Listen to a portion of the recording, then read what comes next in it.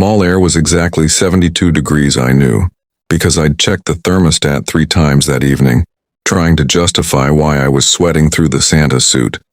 But when I caught his gaze across the crowd, my blood turned to ice. He didn't look like a shopper browsing the holiday sales.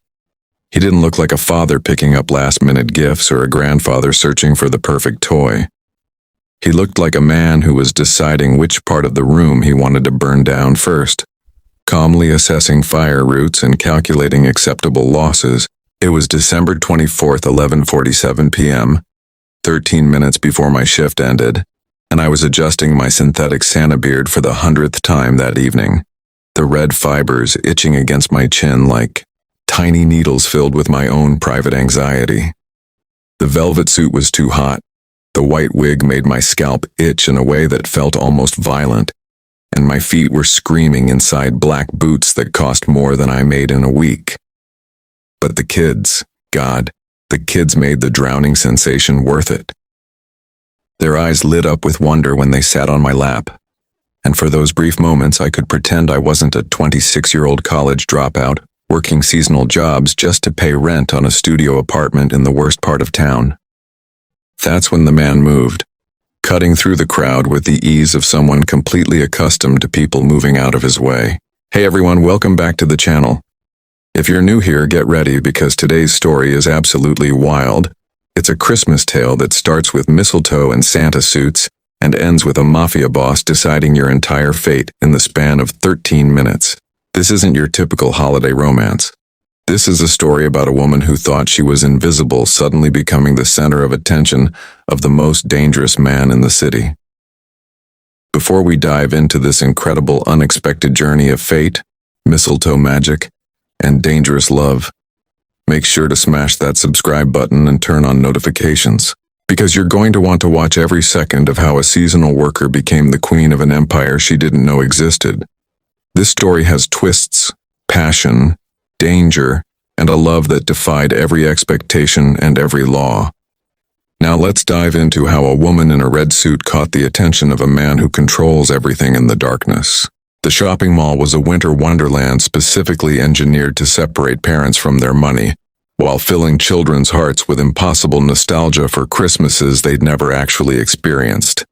And I was the centerpiece of that carefully constructed corporate illusion. For 8 hours straight, 8 a.m. to 4 p.m., then 5 p.m. to 11:47 p.m., with one 30-minute break I'd spent crying in the bathroom. I'd been Santa Claus to roughly 200 children, listening to their Christmas wishes with the kind of focused attention my own mother had never given me. Taking photos with parents who couldn't be bothered to put down their phones, and trying desperately not to let my exhaustion show through a painted-on smile that probably looked more like a grimace. My back ached from being climbed on by children with surprisingly sharp elbows. My ears rang from excited screaming that ranged from joyful to slightly unhinged, and I was pretty sure one kid had peed on my lap around 4 p.m., though I was still in complete denial about that particular incident. The shift was almost over. Just 13 more minutes until I could peel off this costume and return to blessed invisibility. That's when the man in the charcoal suit approached, cutting through the crowd with the ease of someone completely comfortable with being the most important thing in any room. He had an entourage, though they tried to maintain distance, moving around him like planets orbiting the sun, forever subject to his gravitational pull. "You," he said, his voice carrying a weight that somehow made even the screaming children seem to quiet slightly, like they could sense the presence of something predatory. "What's your name?" I stood up instinctively, forgetting I had a 5-year-old girl sitting on my lap in her pink princess dress, and she tumbled backward onto the velvet cushions with a surprised shriek that made me wince with guilt. "I'm so sorry," I said immediately, turning my attention back to the child while simultaneously hyper-aware that the man in the suit was still staring at me with an expression of dark amusement, like he was watching a mouse realize it was in a cat's presence. His eyes were the color of burnt coffee, the kind you drink when you're awake for reasons that aren't healthy. And there was something ancient and dangerous behind them, the kind of danger that suggested he'd seen things, done things, and made decisions that had ended lives. "My name is Sophia," I managed, adjusting my beard which had slipped during my awkward standing, revealing more of my actual face than I was comfortable with. I'm just a seasonal Santa, just working through the holidays. I was babbling, which was a terrible habit I fell into when I was nervous, and something about this man made every nerve in my body scream a warning that somehow felt less like danger and more like the moment right before you dive into cold water. Sophia, he repeated as if testing the name on his tongue, tasting it like expensive wine, determining its vintage. I'm Vittorio Marcello. I own this mall. I own most of this city, actually. There was a beat of silence, and I realized I was supposed to react to this information with appropriate deference or fear, or something that demonstrated I understood the hierarchy of power I'd just stepped into. But mostly I was just confused because, as far as I knew, the mall was owned by some faceless corporation that never showed up, never cared about the seasonal workers, barely acknowledged we existed. Oh, I said intelligently. That's nice. The 5-year-old on my lap tugged my suit insistently, her attention span far superior to my own. Santa, you're being weird, she announced with the brutal honesty only children possessed. Vittorio's lips curved into something that wasn't quite a smile but was definitely amused. The kind of smile someone gives when they found exactly what they were looking for. I need to speak with you after your shift, he said, not asked. My office. Security will escort you. Don't keep me waiting. Before I could respond, before I could protest or ask questions or do literally anything, he turned and disappeared back into the crowd, his entourage following like shadows that had learned to walk on 2 legs and follow commands. The next 13 minutes were the longest of my entire life. My hands shook as I smiled for the remaining photos as I listened to wishes about Nintendo Switches and AirPods and unicorns with pink manes, as I tried to process what had just happened. Why would the owner of a mall, a man who apparently owned most of this city, personally seek out a seasonal Santa worker making $15 an hour? It didn't make sense. 1,000 worst-case scenarios played in my mind like a horror film on repeat. I'd done something wrong, broken some rule I didn't know existed. The job was being terminated and I wouldn't make rent this month. I'd accidentally insulted someone important without realizing it. I'd somehow violated some space I shouldn't have.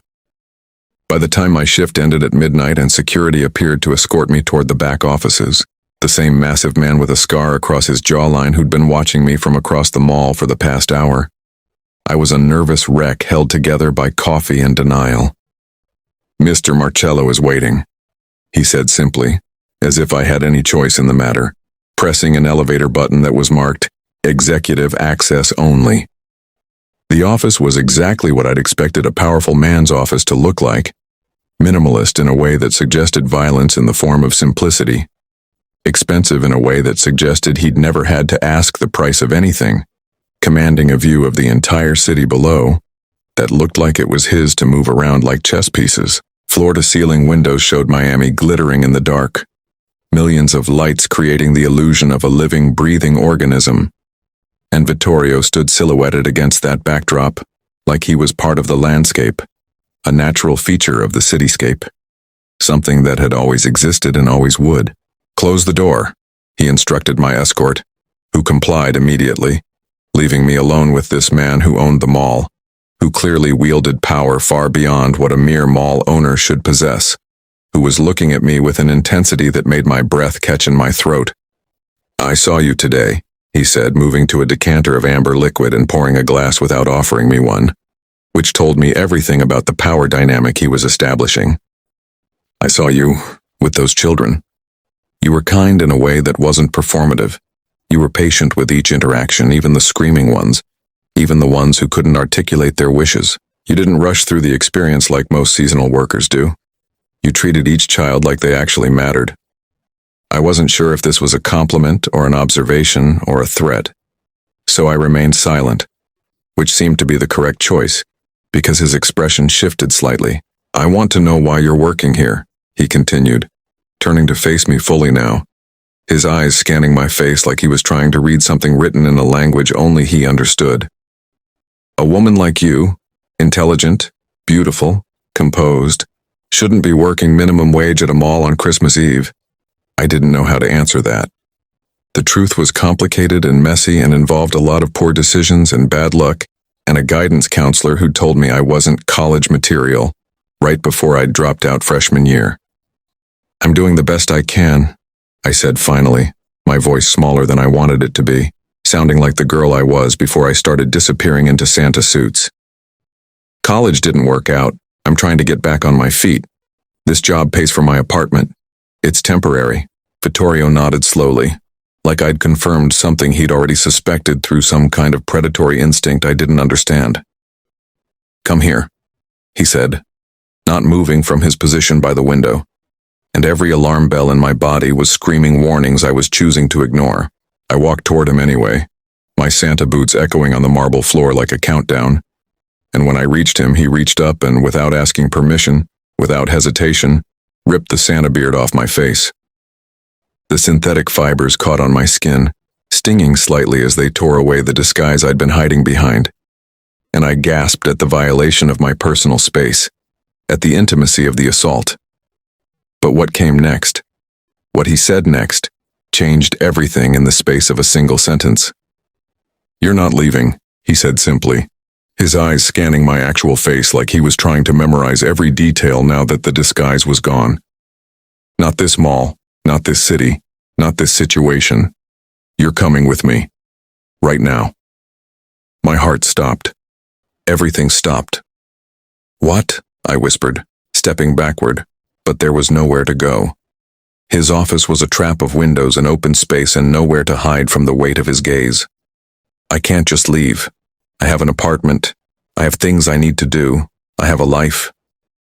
The words felt hollow even as I said them because the truth was, my life was a series of small disappointments and quiet struggles and nights spent working minimum wage jobs in costumes so I could afford to exist in a city that didn't notice I was there.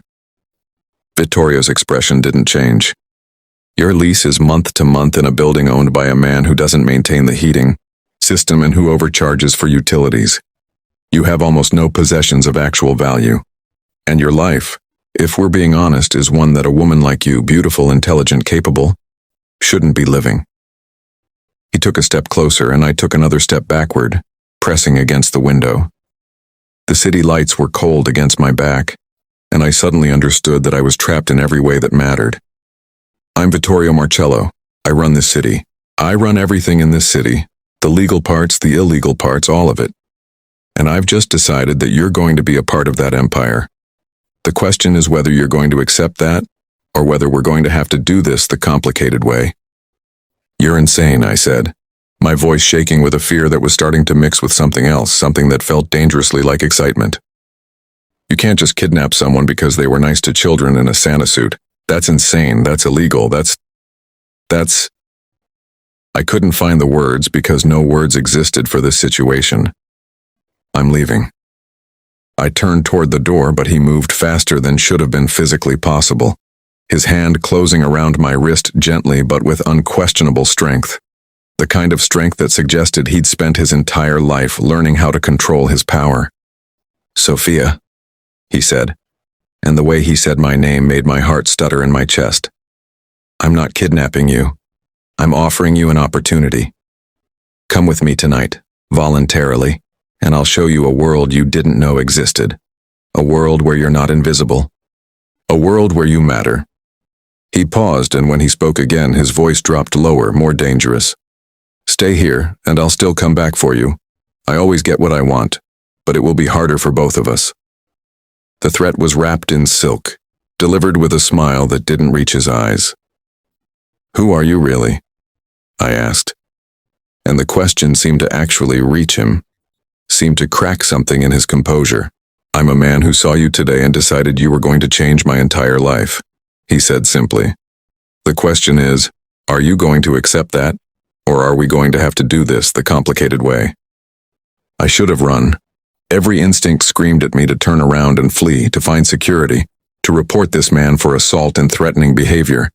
But somewhere in his darkness, I saw something that recognized the darkness in me, the part of me that was tired of struggling, tired of being invisible, tired of drowning inside a Santa suit while the world walked past without really seeing me.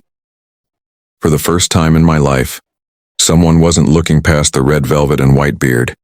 He was looking at the woman drowning inside it. and for a chance to breathe, for a chance to be seen, I was willing to walk into the fire. "If I come with you," I said carefully, my voice steadier now, "this doesn't mean I belong to you or that I'm obligated to do anything I don't want to do. I'm choosing to come. I'm choosing to see what happens next. But I need to know that this choice is actually mine." Vittorio smiled. A real smile this time that transformed his face from predatory to almost boyish, almost vulnerable. "Of course it's your choice," he said, extending his hand. "I'm not a monster, Sophia. I'm just a man who saw you and couldn't walk away." I took his hand and I understood that I was about to step into a world I couldn't even imagine. "Pack a bag," he instructed. "We leave in 1 hour.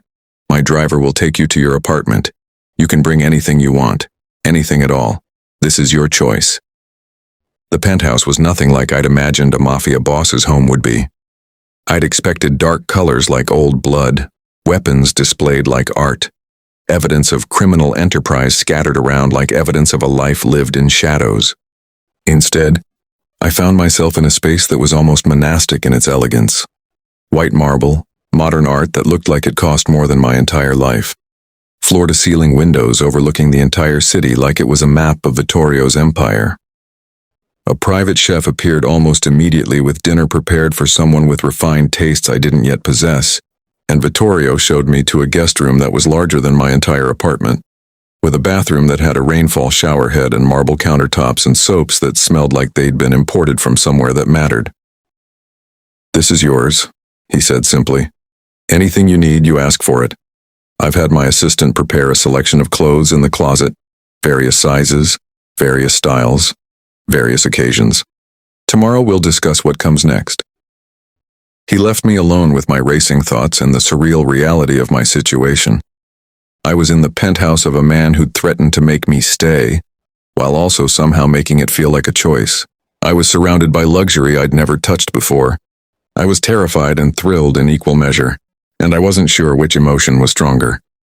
The morning brought clarity and confusion in equal measure, along with a cup of espresso so strong it felt like someone had distilled the concept of power into a beverage. Vittorio found me in the kitchen at 7 a.m., and he looked different without the formal suit. Dressed in tailored black pants and a white linen shirt, his dark hair still damp from a shower, looking almost human instead of like a force of nature. "Sleep well?"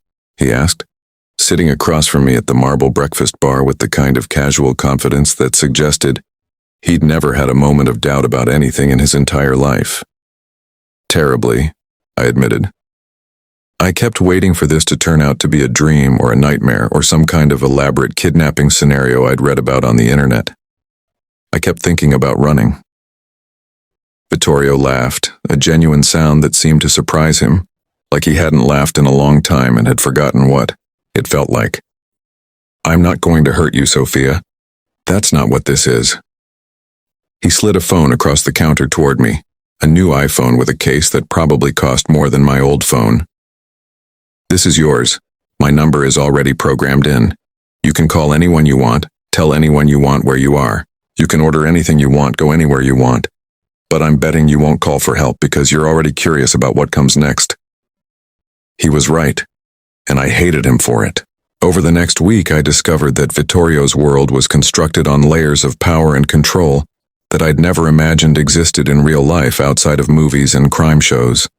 He took me to restaurants where servers appeared before you sat down, where meals were prepared specifically for you by chefs who treated your preferences like sacred information, where the conversations around you seemed to revolve around power and influence rather than gossip and small talk. He introduced me to art galleries where the paintings were worth more than entire neighborhoods, where collectors spoke about art the way generals speak about territory, with the confidence of people who believed they had the right to own anything that moved them. He showed me his legitimate businesses, the mall, a hotel chain in 3 states, a restaurant group that catered to celebrities, and I watched the way people responded to him with a mixture of fear and respect that was absolutely intoxicating to witness. "These are my public faces," he explained as we toured one of his hotels, where the staff moved around him with the precision of people who knew their jobs depended on every moment being perfect. "The things that allow me to move in society, to be seen as a legitimate businessman, rather than what I actually am. But these legitimate businesses are also genuinely profitable, genuinely important. I'm not just a criminal, Sophia. I'm a businessman who happens to operate in multiple economies. What about the other side? I asked one evening as we sat on the penthouse balcony overlooking the city, the skyline glittering like it had been created specifically for our conversation. The side that made you so confident you could just take someone from a mall and make them stay? The side that justified kidnapping me even if I eventually consented? Vittorio was quiet for a long moment, and when he spoke, his voice was different, lower, more vulnerable, like he was telling me something he'd never told anyone. My father built an empire on violence and fear.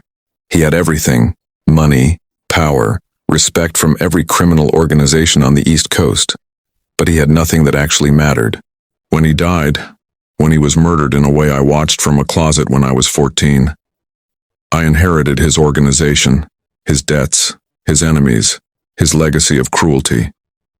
He paused, and I could see the boy underneath the suit, the child who'd hidden and watched and learned that the world was violent. I spent 10 years proving I was strong enough to hold what he built. I spent 10 years becoming the darkness he'd created, learning to be cruel, learning to make decisions that cost lives, learning to live with blood on my hands. He turned to look at me, and his eyes were vulnerable in a way I hadn't seen them. And then I saw you, being kind to a child, being present in a moment that didn't benefit you in any way. And I realized I'd built an empire of nothing. Everything I had was hollow. What started as captivity, or what I'd convinced myself was captivity to maintain some sense of moral superiority, began to transform into something else entirely. Vittorio stopped trying to control my movements. He gave me access to his world, showed me how his organization actually functioned, introduced me to the people who worked for him with genuine loyalty rather than fear. I met Isabella, his accountant, a woman in her 40s with sharp eyes and sharper wit, who ran his legitimate financial empire with ruthless efficiency. She tested me the moment we were introduced. "So you're the one who caught his attention," she said, her tone suggesting she was measuring me against some invisible standard. "You understand this life ends people, right? You understand that loving him means accepting blood on his hands?" I met her gaze without flinching. "I understand that he's trying to become something better. And I understand that you're protective of him because he matters to you. I'm not going to hurt him." Something in my response seemed to satisfy her, and for the next hour she taught me about Vittorio's financial structure, his legitimate income streams, his careful separation of legal and illegal assets. "You pass," she finally said. "Welcome to the family." I met Marco, his head of security, a man built like a mountain with the kind of calm that comes from knowing you could destroy anything in your path. I met Giovanni, his lawyer, who moved through legal systems like they were created for his benefit, who knew judges and senators by their first names. And I realized that Vittorio didn't surround himself with scared people. He surrounded himself with people who believed in him, people who'd chosen to stand beside him despite the risks. "Why are you showing me all this?" I asked one night standing in his study, a room lined with thousands of books, leather furniture that probably cost more than a car, and a safe that definitely held more secrets than I could comprehend. "Why are you letting me see behind the curtain? Why aren't you scared I'll tell someone or leave or betray you?" Vittorio took my hand and led me to the safe, entering a code that opened it to reveal files, documents, photographs, evidence of a life lived in shadows. "Because I want you to understand who I am," he said simply. "Not the man who took you from the mall, but the man who's trying to become something better. Because I want you to choose to stay with me, knowing exactly what I am and what I've done." He opened a file, my file. Everything about me. My childhood in a home where my father worked 3 jobs and never spoke about his feelings. My education records, showing a brilliant student who'd given up. My financial struggles documented in detail. My reasons for working as a Santa on Christmas Eve, the rent due on the 27th, the eviction notice sitting on my kitchen counter, the desperation that had driven me to seasonal work. "I had you investigated," he admitted, and I should have been angry, but instead I felt something like relief. "Not to hurt you," but to understand you, to know if I was making a catastrophic mistake. He handed me the file. I already know everything about you, Sophia. Every detail. But I want you to know that I see you. Completely. And I still want you to stay. I took the file with shaking hands, but instead of anger or invasion, I felt something like peace. I was tired of being invisible. Tired of being overlooked. Tired of a world that didn't see me. Vittorio saw me. Completely. Thoroughly. Without judgment. I want to know the same about you, I said. Tell me everything. The dark things, the crimes, the reasons you're so confident you can just decide someone's entire future. And he did. Sitting in that study as night descended over the city like a blanket, Vittorio told me about his rise through his father's organization, about the men he'd ordered hurt, about the decisions that had kept him alive while others died, about the moment he'd realized that power without purpose was just violence on a larger scale. He told me about the weight of command, about the loneliness of leadership, about the way violence becomes normal when you're surrounded by it long enough. When he finished, I took his hand. I'm still here, I said. I'm still choosing to stay. The moment he leaned forward and kissed me, I understood that this wasn't a hostage situation anymore. It was a choice, freely made, fully aware. The kiss was soft against my lips, a contrast to the hardness of everything else about him, and when we pulled apart, his eyes were vulnerable in a way I'd never seen them. I love you, he whispered. I know it's fast, and I know it's insane, and I know I have no right to love you when I took you from a mall like you were a possession to be collected. But I love you, Sophia. I think I loved you the moment I saw you being kind when you had every reason to be bitter. I kissed him again, deeper this time, pouring everything I felt into the connection. I love you too, I said. But I need promises. I need to know that this, whatever this is, isn't built on control or fear or possession. I need to know you're choosing to be better, not just performing better for me. Vittorio took my face in both hands, his thumbs brushing my cheeks. I promise, he said, not because I'm perfect, but because you make me want to be. The penthouse became less of a prison and more of a home as the weeks passed. Vittorio showed me his vulnerabilities and I showed him my own. We spent nights on the balcony talking about our childhoods, our dreams, our fears. I learned that his father had been murdered, killed by a rival in a way so brutal that Vittorio had watched it happen, had hidden in a closet while his father died.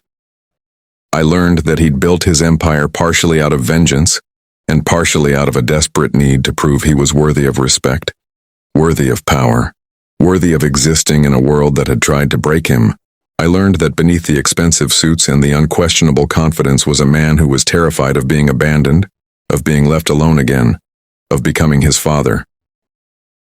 I knew the moment I saw you that you were going to change everything, he told me one night, his hand tracing patterns on my arm as we lay in bed. I'd never believed in fate or destiny or any of that romantic nonsense.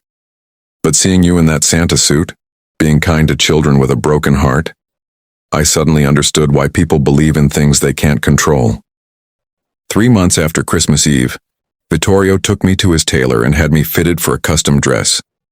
Deep emerald green that matched his eyes, elegant in a way that suggested I belonged in rooms I'd never been in before, expensive in a way that made me uncomfortable until he whispered, "You're worth every penny." When I asked where we were going, he just smiled. We ended up at a private charity gala, the kind where the city's elite gathered to discuss philanthropy and power while secretly evaluating each other's net worth. But when Vittorio introduced me as his partner, the response was shock that rippled through the room like an earthquake. A Mafia boss with a serious girlfriend? A woman who'd been a seasonal Santa worker just months ago? It was scandalous, delicious gossip, and I realized that Vittorio had made a statement. I wasn't a kept woman or a secret. I was his choice publicly declared, his future written in the way he looked at me. "I want to marry you," he said as we danced in a corner of the ballroom away from prying eyes but very much in public. "I want to make you officially mine. Not through force, but through choice and commitment and a promise to be better every single day." He didn't have a ring. He'd decided to give me one later, wanted me to choose it. But he had a leather journal, and in it were written pages of promises in his own handwriting. Promises to be better, to leave the darkness behind, to build a legitimate future together, to protect me, to love me, to become the man I saw when I looked at him. "Yes," I said, tears streaming down my face. "Yes, I'll marry you." The wedding was small and private, held at the penthouse with just our closest people. Isabella, Marco, Giovanni, and a few others who'd become like family. I wore a white dress that had taken 3 months to create, custom fitted to perfection, and Vittorio wore a suit that probably cost more than my yearly salary when I was Santa. We exchanged vows in Italian and English, and I promised to stand beside him as he transformed his empire. He promised to protect me, to love me, and to spend the rest of his life becoming worthy of the woman who'd chosen to stay. When he kissed me as his wife, the entire room erupted in applause, and I finally understood what it felt like to belong completely. But marriage didn't mean the darkness disappeared. 6 months after our wedding, one of Vittorio's rivals, a man named Salvatore who controlled the drug trade in the southern part of the city, decided that a mafia boss with a wife was vulnerable, was distracted, was ready to be taken down. They made a move, a coordinated assault that started with a breach in the penthouse security and escalated into violence I'd never imagined. I was in the library when they came, and I heard the gunfire before I understood what it was. A man appeared in the doorway, scarred and dangerous, and he grabbed me before I could scream. "Boss's woman," he whispered, his breath hot on my neck. "Vittorio thinks he can buy his way out of the blood. Let's show him what blood actually costs." But Marco and Giovanni appeared like avenging angels, and the security team Vittorio had trained moved through the penthouse like a force of nature. The assault lasted maybe 3 minutes, but it felt like hours of pure terror. The incident left me shaken and reminded us both that my choice to stay came with genuine danger. "I can send you away," Vittorio offered that night, holding me as I trembled, his own hands not quite steady. "I can set you up somewhere safe, somewhere they can't reach you. I can build walls." I refused, pulling back to look at him. "I'm not leaving you. Not now, not ever. If this life is what comes with loving you, then I accept it. I accept all of it." He cried then. This powerful man who'd built an empire on control and violence wept because someone chose him despite everything, despite the danger, despite the cost. The incident catalyzed a transformation. Vittorio began transitioning his organization away from illegal operations with urgency that suggested he'd been looking for permission to change. He eliminated rivals not through violence but through legitimate business pressure, freezing assets, cutting off supply chains, making it impossible for them to operate in the legal economy.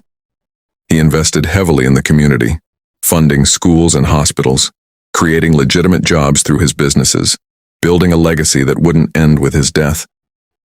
I discovered I was pregnant on Christmas Eve, exactly 1 year after Vittorio had ripped off my Santa beard and decided my life was going to change forever.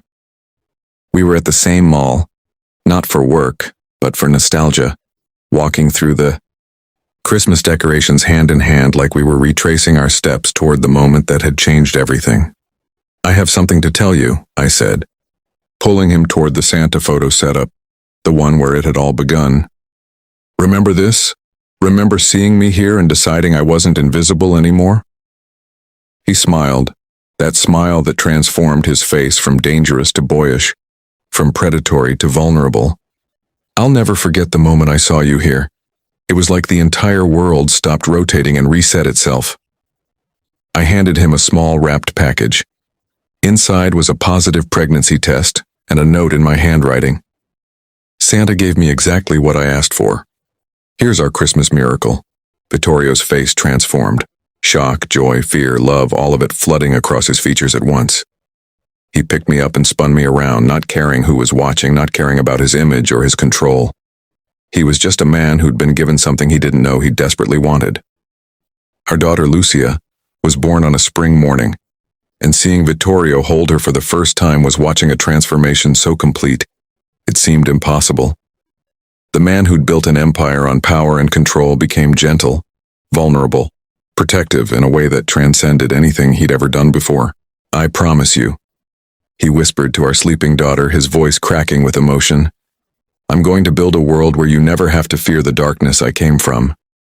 You're going to grow up safe, loved, and completely free. Over the next 3 years, as we had our second daughter, Sophia, Vittorio's transformation continued at a pace that shocked everyone who knew him. The Mafia organization was completely dissolved. Businesses were sold. Operations were shut down. Loyalties were transferred to legitimate enterprises. His name disappeared from the criminal underworld and appeared instead in philanthropy circles and business journals. He became known as the man who'd turned his empire clean, who'd built something legitimate and lasting. Some people in the underworld called it a betrayal, but Vittorio didn't care anymore. 5 years after that Christmas Eve, we stood in our new home, a mansion on the coast with gardens and beaches and space for children to run and play freely.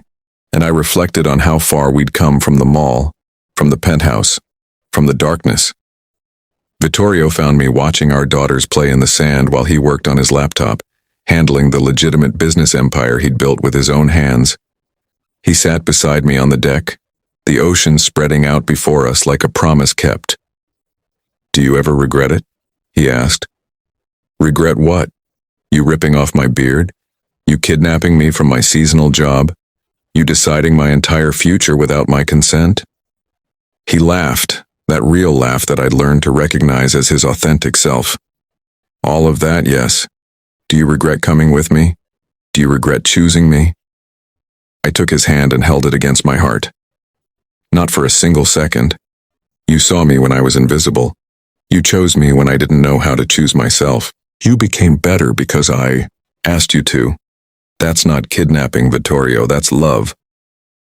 He kissed my forehead and I understood that we were both saved by each other in ways that had nothing to do with destiny and everything to do with choice. I love you, Mrs. Markello, he whispered. I love you too, I said. Forever. So that's my story, everyone. From a woman in a Santa suit to the wife of a man who built and then rebuilt an empire for love. If this story moved you, if it made you believe that even the darkest people can change when they meet someone worth changing for, please smash that like button with everything you have.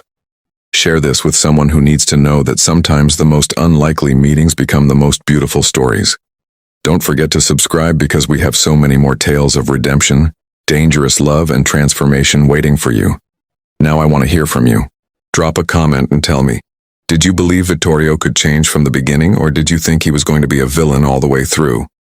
Would you have gone with him that night from the mall, or would you have run screaming? Do you think his darkness was ever truly gone, or did it just transform into something protective instead of destructive? Tell me, Christmas miracle. If you believe in love that defies logic and law, tell me, ripped beard, full heart, if this story reminded you that fate sometimes comes in unexpected packages. Tell me Santa's gift if you want more dangerous Christmas stories. See you in the next video. Remember, sometimes the best Christmas gifts are the people we never expected to find.